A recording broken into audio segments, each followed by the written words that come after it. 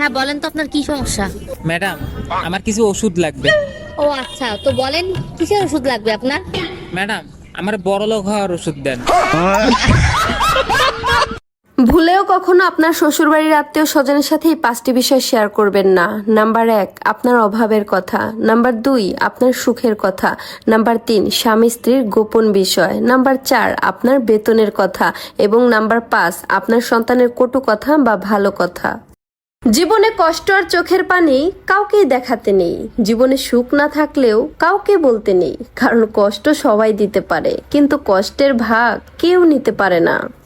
একবার এক সাংবাদিক বিল গেটসকে প্রশ্ন করলো, আচ্ছা আপনি এত ধনী হলেন কিভাবে? তখন বিল গেটস উত্তর না দিয়ে তার পকেটে হাত দিয়ে একটা ব্ল্যাঙ্ক চেক বের করলো এবং সাংবাদিককে বলল, এটার মধ্যে তুমি তোমার ইচ্ছে মতন অ্যামাউন্ট বসিয়ে নাও। তখন সাংবাদিক বলল, না স্যার, আমি তো শুধু প্রশ্নের উত্তরটা জানতে চেয়েছি। আর তখন বিল গেটস মুচকি এসে বলল, এই দেখো, তোমার হাতে কিন্তু আজকে সুযোগ ছিল বিশ্বের সবচাইতে ধনী সাংবাদিক হওয়ার, কিন্তু তুমি সুযোগটা হাতছাড়া করেছো। আর আমি আমার লাইফে কোনোদিনও সুযোগ হাতছাড়া করিনি, আর এটাই হচ্ছে আমার সফলতার মূল কারণ। একটা কথা জানেন তো, যে মেয়েটার স্বামী তাকে সব দিক থেকে সাপোর্ট করে সেই মেয়েটাই কেবলমাত্র রানীর মতন বাঁচে।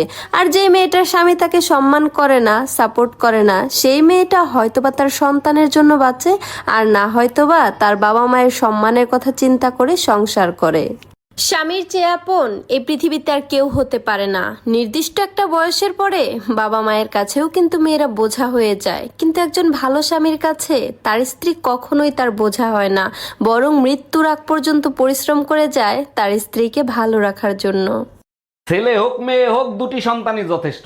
আচ্ছা ভাবি, আপনি 6টা বাচ্চা নিলেন কোন আক্কেলে? ভাই আমার তো 6টা বাচ্চা, আর আমার শ্বশুরের যে 10টা বাচ্চা তার কাছে জিজ্ঞেস করতে পারেন না সে কোন আক্কেলে নিছে? জিজ্ঞেস করছিলাম, সে যে উত্তর দিছে তা শুনলে আপনি নিজে বেহুশ হয়ে যাবেন। তাই নাকি? তার শ্বশুর মশাইয়ের কাছে কি জিজ্ঞেস করছিলেন? জিজ্ঞেস করছিলাম, কাকা আপনারা যে 15টা 16টা করে বাচ্চা নিতেন, আপনাদের কি খাইয়ে দেয় কোনো কাজ ছিল না? শ্বশুর মশাই কি উত্তর দিছিল? উত্তরে বললো, বাবারে তোমাদের মতো সারা রাত আমরা মোবাইলে সময় নষ্ট করতাম না। বাপকা বেটা সিপাইকা গোরা, আপনার ভাইও রাতের বেলা মোবাইল চালায় সময় নষ্ট করে না।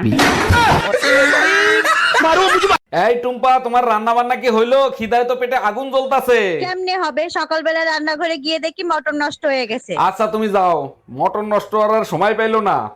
হ্যালো গফফার ভাই, পানির মোটর নষ্ট হয়ে গেছে, তাড়াতাড়ি একটু ঠিক করে দিয়ে যান না। আচ্ছা শোনো, মটরশুঁটা ফুলকপি ভাজি করে দেই।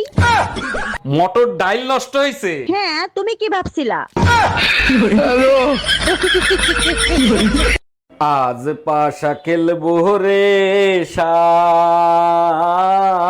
দেখো, রমজান মাসে উল্টাপাল্টা গান গাওয়া বন্ধ করো। দেখো হুজুররাই তো বলছে ইফতারের পরে স্বামী স্ত্রী সবকিছু করতে পারবে। করোনা নামাজ রোজা তার মুখে ধর্মের বাণী, ইফতারির পরে কিন্তু আমার ভিতর ফেরেশতা থাকে না, কথাটা মনে রাখো।